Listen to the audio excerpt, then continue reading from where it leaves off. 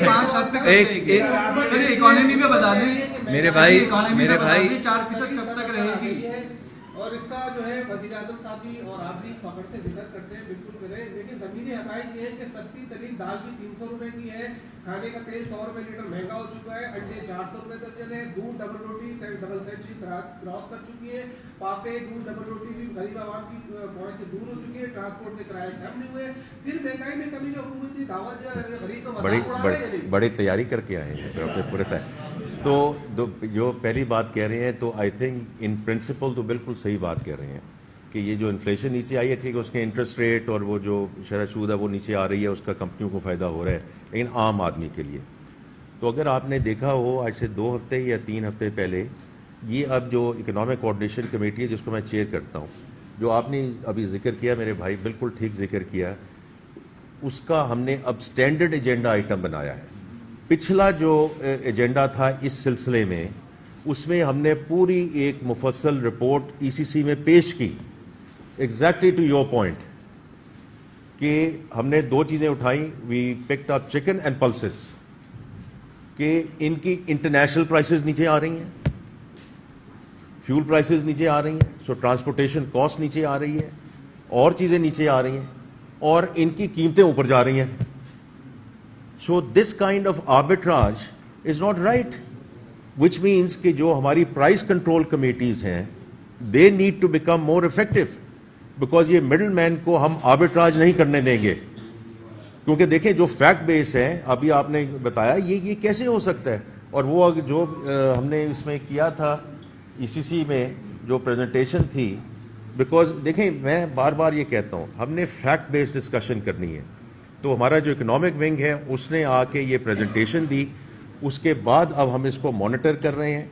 और price control committees के through, और ईसीसी का ये बिल्कुल सेंट्रल एजेंडा होगा कि जहाँ भी कोताही हो रही है, अगर price control committees are not doing their job, then we will take them to task, because this has to go down to the common man. बस ये आखिरी कब तक रहेगी, और 5 और 7 पे कब जाते हुए देख रहे हैं, और प्राइवेटाइजेशन का एजेंडा कामयाब क्यों नहीं हो पा रहा? पीआईए की प्राइवेटाइजेशन आपके सामने, इकोनॉमी और प्राइवेटाइजेशन, पेट्रोल की कीमत में जो आईएमएफ सेल्स टैक्स की बात कर रहे हैं, तो वो कब तक आप समझते हैं कि इंप्लीमेंट हो जाएगा? सेकेंडली ये कि ओवरसीज नहीं, हमारे इस पर कोई बात नहीं हो रही। और ये बताएं कि जो 700 यार मैं उनके साथ मिलता हूँ, आपको खबर कहाँ से आती है मुझे आई नो आइडिया, लेकिन कोई इस पर कोई बात नहीं, वाकई कोई बात नहीं।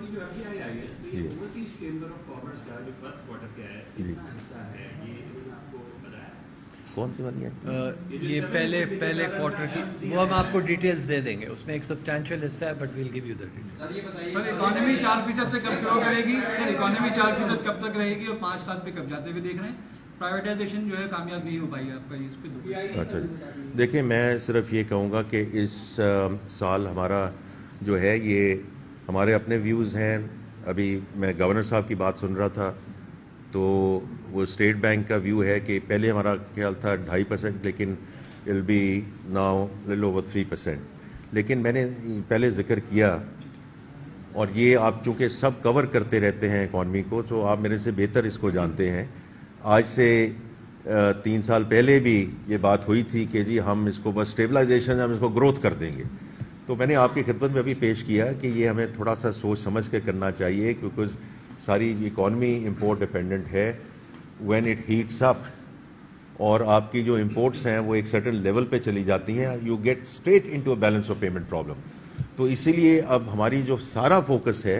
कि ये एक्सपोर्ट लेड ग्रोथ होगी, जो एफडीआई भी आएगी। वी आर वेरी ग्रेटफुल जो भी फॉरेन डायरेक्ट इन्वेस्टमेंट आ रही है, लेकिन that also has to be efficiently led, कि वो आए कि हमारे जो 25 करोड़ अवाम है उसके लिए लोग आ रहे हैं, कि it's a big market, made in Pakistan is very important, but that made in Pakistan also has to be exported into hubs. बहुत हमारे पास हर चीज़ की गुंजाइश है, middle eastern markets, African markets,